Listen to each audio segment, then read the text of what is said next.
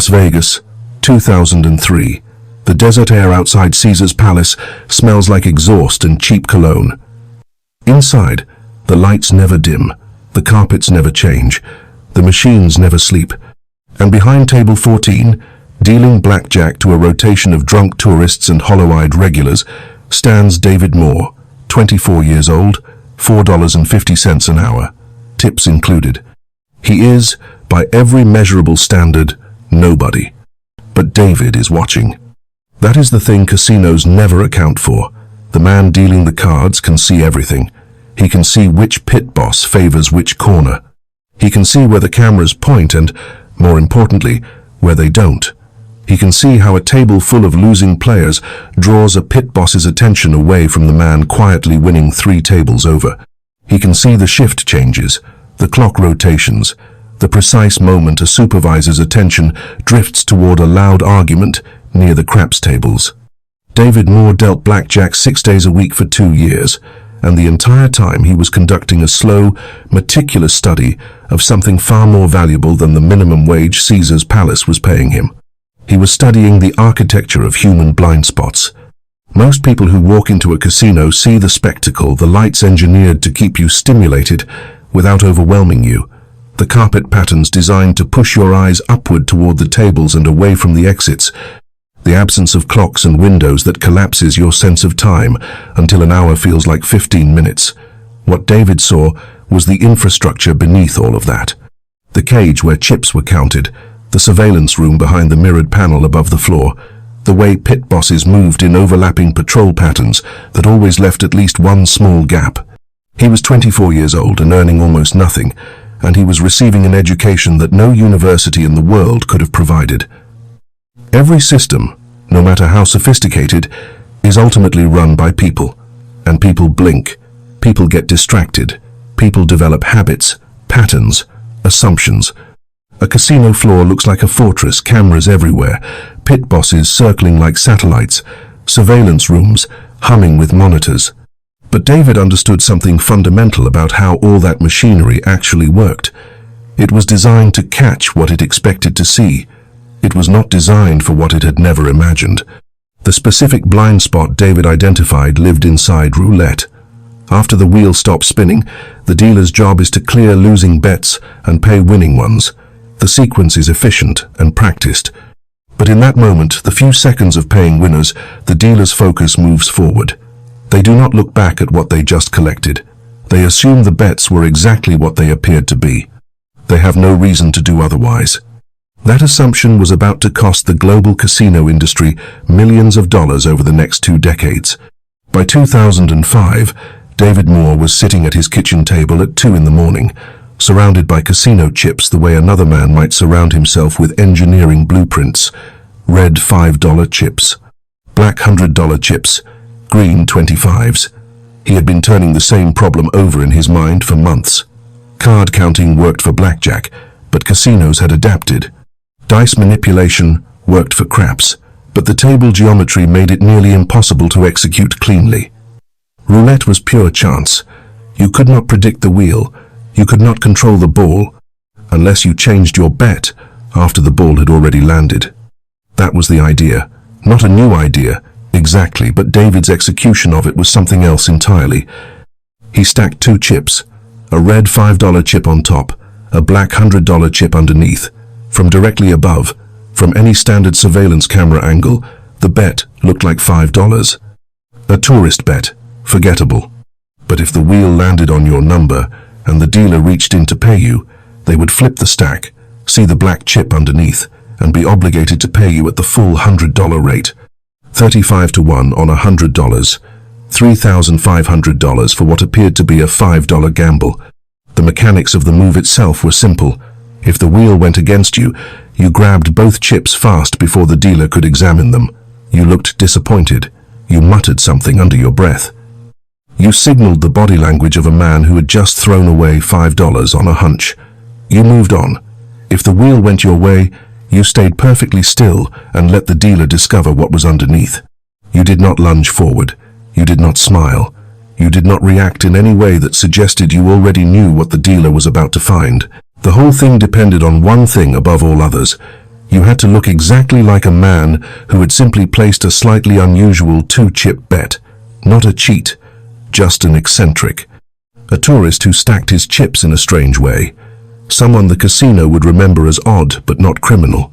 David named it the Ghost after a card mechanic he had once watched work a poker room in downtown Vegas, a man whose hands moved so cleanly through a deck that you were never entirely sure what you had just seen. The name fit. The move left nothing behind. March 2007, Tropicana Casino, Las Vegas. David walked in wearing a cheap suit, which was the right choice. Expensive suits draw attention. Cheap suits disappear into the crowd. He bought $200 in chips, found a roulette table, and started playing the way tourists play, erratically, emotionally, a little too much faith in red and not enough in black. He lost more than he won.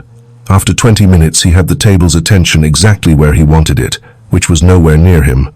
He stacked the chips on number 17, red on top, black underneath. The wheel spun. The ball bounced across the numbered pockets with that familiar rattling percussion that casino designers know keeps people in their seats, and landed on 23. David lost. He reached in, grabbed both chips before the dealer registered anything, and looked exactly like a man who had just lost $5. He played on. Another 30 minutes of small bets, small losses, the convincing performance of an ordinary evening. Then he placed the stack on 29. The wheel spun. The ball settled into pocket 29. David did not move. He did not celebrate, did not exhale visibly, did not allow a single muscle in his face to shift. He just sat there, watching the wheel the way a man watches a sunset present, but detached. The dealer moved to pay him, reached for the chips, flipped the stack. The black $100 chip was there underneath. The dealer called over the pit boss. The pit boss looked at the chips. The bet was unambiguous. The chip was there. Pay him. David Moore walked out of the Tropicana 20 minutes later, $3,500 richer.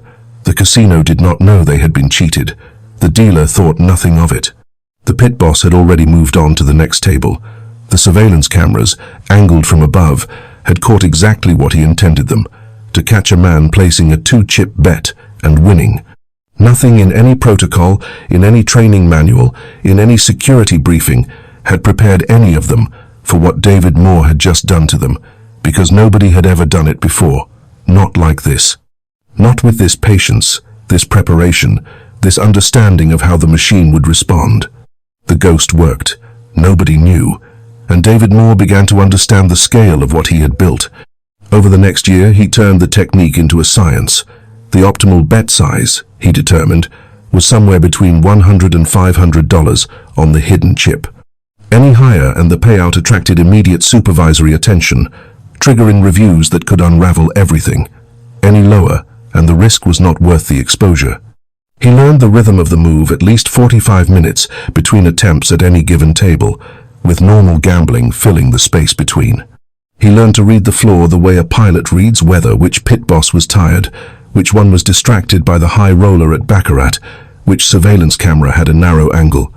He learned that if a pit boss watched him for more than 3 consecutive spins, the table was burned. Cash out, walk away, find another casino. In 2008, most mid-tier casinos were still running on early 2000s, surveillance setups, standard definition footage, fixed camera positions, systems designed around catching known, cheating methods rather than ones that had never been reported. David moved through the city with precision. MGM Grand, $4,200 in a single night. Flamingo, $2,800 across 3 visits. Desert Inn, $5,500 in 2 evenings. Sands, $3,100 in 1 visit. He was making in a single night what had taken him 3 months to earn as a dealer. But Las Vegas was, and remains, a small city in the ways that matter. Surveillance teams talked. Pit bosses compared notes. Casino security was not stupid, it was only blind to what it had not yet seen. David knew the window would close eventually, and in 2010, he made a decision that would define the next decade of his life. He went international. June 2010. Casino de Monte Carlo, Monaco. There is a particular quality to the light inside, that building warm, amber, ancient. that makes every person who walks through its doors feel briefly like someone important. The building itself dates to the 1860s. Princes have lost fortunes here. Spies have been invented here. The entire mythology of the sophisticated gambler was largely constructed in rooms like this one. David wore his best suit. He had learned by then that confidence was 50% of any con. Not bravado, not aggression. The quiet, settled confidence of a man who belongs exactly where he is standing. He had practiced that walk, that posture, that expression in front of a mirror for longer than he would ever admit. Belonging was a performance, and David Moore had become exceptional at it. He sat at a European roulette table. Single zero better odds than American wheels, which mattered less for his purposes but helped him blend with the sophisticated bettors the Casino de Monte Carlo attracted. He bought 5,000 euros in chips and spent 90 minutes playing exactly as he intended to appear, a wealthy tourist with money to lose and an evening to fill, 50, 100 euros at a time. Winning some, losing more, building the texture of an ordinary gambler. Then the table shifted. 7 other players, a dealer managing multiple payouts simultaneously. The pit boss's attention drawn across the room to a high roller at Baccarat. David stacked the chips. 50 euros on top, 1,000 euros underneath. He placed them on number 7. The wheel spun. The ball fell into pocket 7. What happened in the next 90 seconds was the most dangerous 90 seconds of David Moore's career to that point. The dealer froze. Called the pit boss. The pit boss called a supervisor. 3 sets of eyes studied the stack, studied David, studied the table. David's heart rate was something he would never describe publicly, but his face showed a man mildly curious about a routine process. The supervisor reviewed the bet. The chip was there. The amount was legitimate. The placement had followed all visible rules. Pay him 35,000 euros for a 1,000 euro bet that had looked like 50. David played 3 more hands, won 1 small bet, lost 2, then cashed out and walked toward the exit with 38,000 euros in his jacket. As he reached the door, he glanced back. The pit boss was on the phone, watching him, writing something down. David did not return to Monaco for 5 years. By 2012, David understood the fundamental limitation of working alone. One man could only create so much cover. He needed distractions. He needed other eyes. He recruited 3 people whose specific skills fit the operation like parts of a machine. Marcus was a former dealer from Reno who understood casino procedure from the inside. He would play at the same table, his bets and reactions creating noise that pulled dealer attention at the precise moment it needed to be pulled. Sandra, David's girlfriend, had a gift for natural conversation with strangers. She would drift near the table and engage dealers and staff in the kind of spontaneous small talk that created momentary gaps in professional vigilance. Ray had been a pit boss himself and understood surveillance systems from the management side. He would scout tables in advance, identify weak moments, and signal when the conditions were right. The team traveled together, different cities, different countries, never the same casino twice in the same month. London, the Ritz Casino, $18,000 in a single night. Paris, the Aviation Club de France, the equivalent of nearly 20,000 US dollars. Atlantic City, Borgata, 12,000 across 2 evenings. Macau, Grand Lisboa, a score that translated to approximately 18,000 American dollars. Between 2012 and 2017, the team accumulated an estimated $2 million, moving through the global casino circuit with a methodical efficiency that surveillance systems were never designed to detect because they were never designed for it. No one had done this before, not at this scale, not with this consistency. Every perfect system has a stress point. In 2018, David's found its first real crack, not from the outside, but from the one thing no system can fully engineer away: other people's attention. Bellagio's surveillance director was a careful man. He did not know David Moore's name. He did not know what the ghost technique was.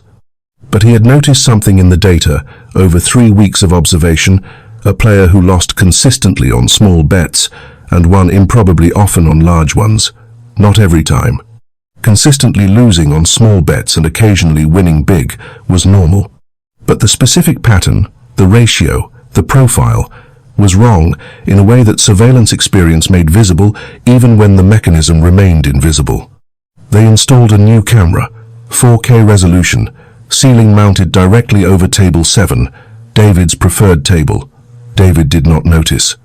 December 2018. He came in, played 40 minutes of small bets, built his pattern, saw his moment, stacked the chips, red $5 chip on top, black $5 to $100 underneath. He placed them on number 14. The wheel spun. The ball landed on 14. Before the dealer had fully registered the win, the pit boss was already walking toward the table. They took him to a back room. No windows, 2 security guards, a surveillance monitor. The director pressed play. From directly above, in 4K, the footage was unambiguous. You could see the brief moment, a fraction of a second, when both chips were visible before David's hand moved away. You could see the stack placed, the wheel spin, the win, the dealer discovering the black chip underneath. Frame by frame, in slow motion, the technique was visible for the first time. They had him, except they did not have him. David had placed both chips simultaneously.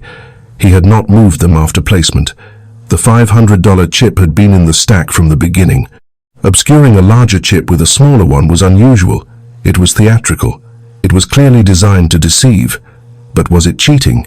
The casino's legal team worked through the night. By 4 in the morning they had a decision. Not enough to prosecute. The technique existed in a legal gray zone that no Nevada statute had been written to address, because no one had written statutes for something that had never been reported before. You cannot legislate against a move that, until that evening, had been entirely invisible. The law is always behind the criminal. It has to be. It can only be written in response to what has already happened. And nothing like this had ever happened before. Not documented, not prosecuted, not even named. David Moore was permanently banned from Bellagio and walked out the door at 417A, M-free. But his face was now in every casino database in Nevada. His technique was documented. Security directors across the city were briefed within weeks.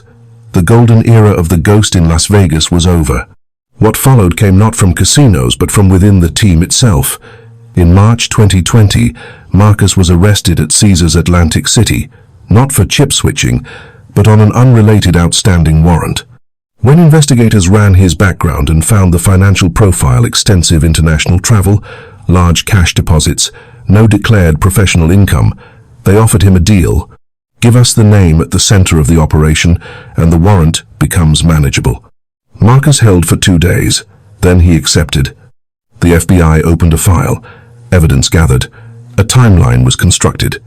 David Moore, traveling under his own name, hitting casinos across 14 countries. Chip switching. The ghost. Years of documentation began to coalesce into something that looked, from a prosecutor's perspective, like a viable case. Someone made a phone call. David's lawyer received word through a contact. Inside the Atlantic City Police Department, indictment was coming. He had 48 hours. What happened next has never been fully confirmed. What is known is this. David withdrew $50,000 in cash, drove to Atlantic City, and knocked on Marcus's door at 2 in the morning.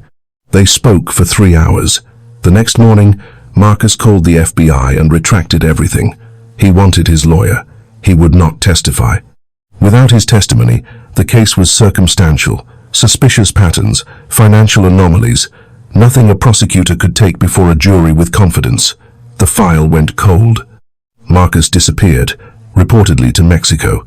The $50,000 was never accounted for publicly.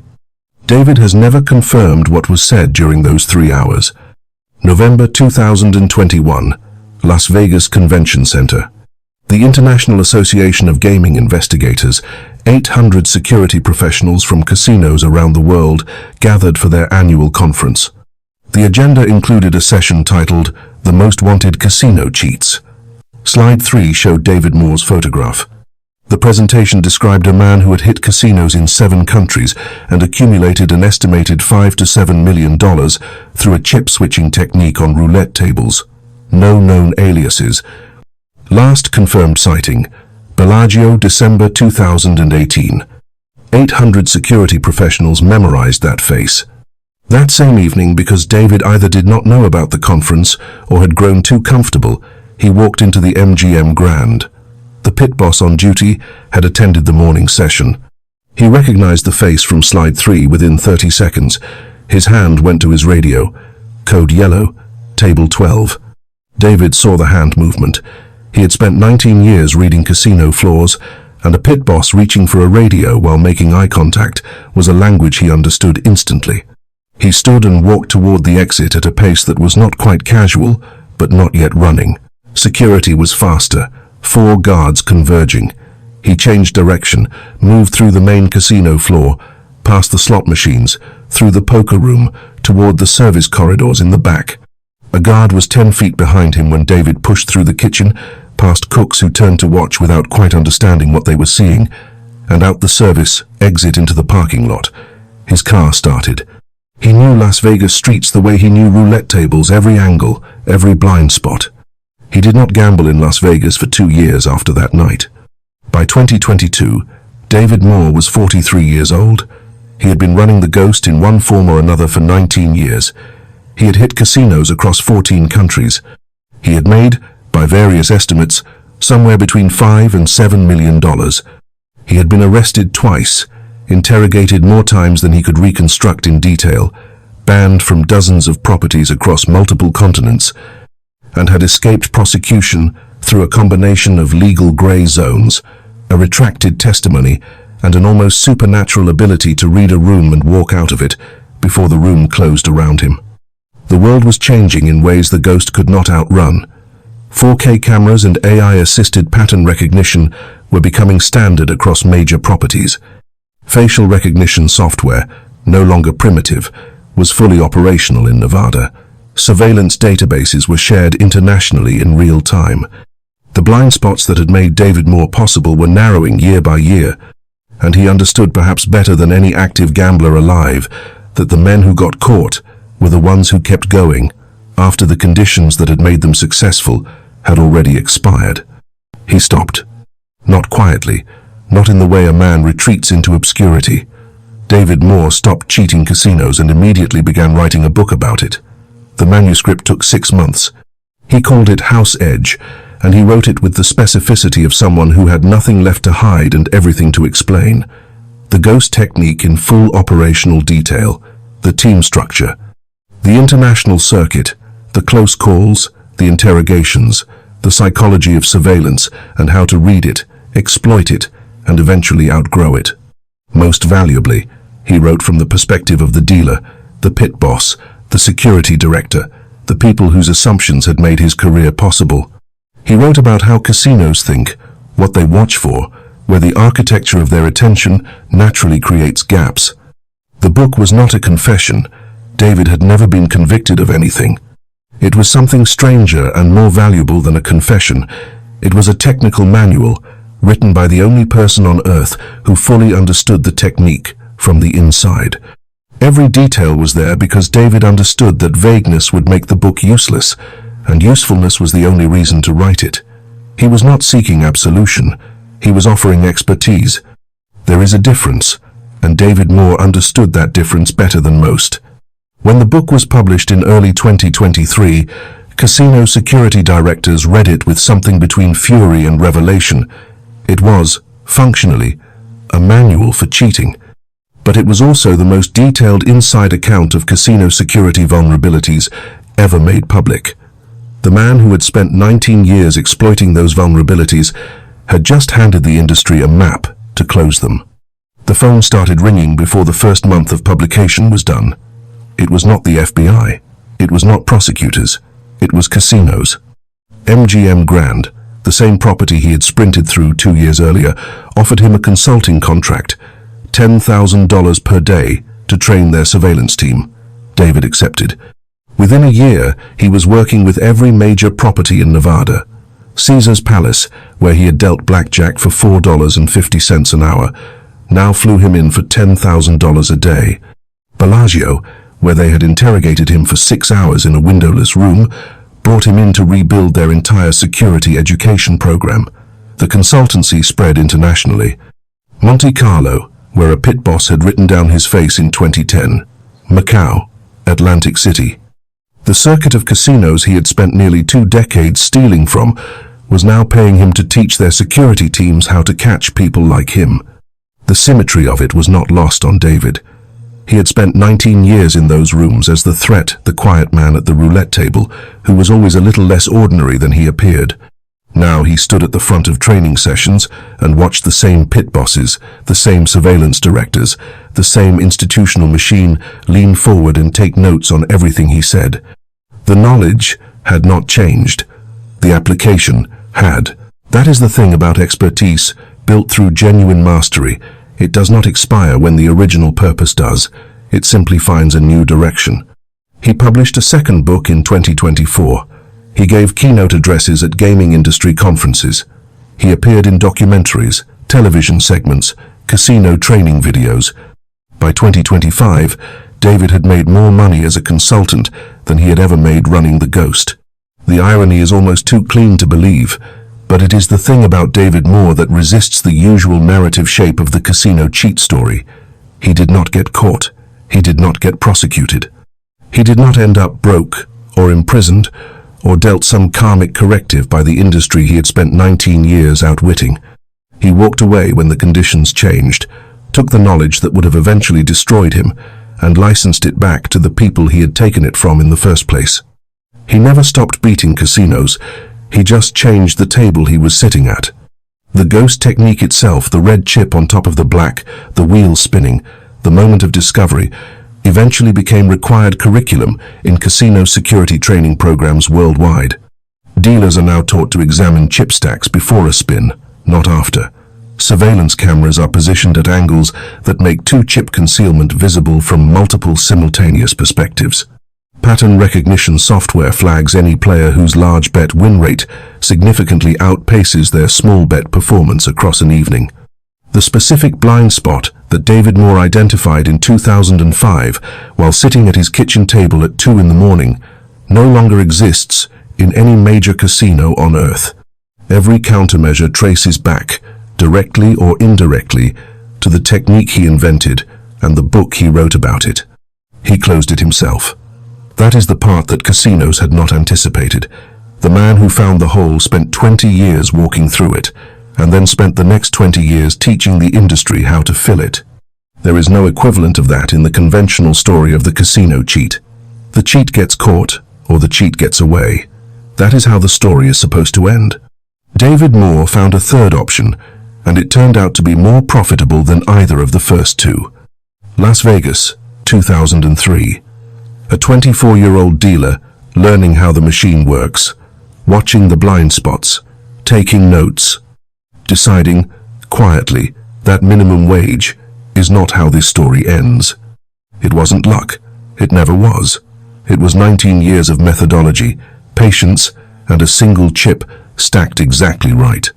And then it was something rarer still, knowing when to stop and finding a way to win even after the game was over.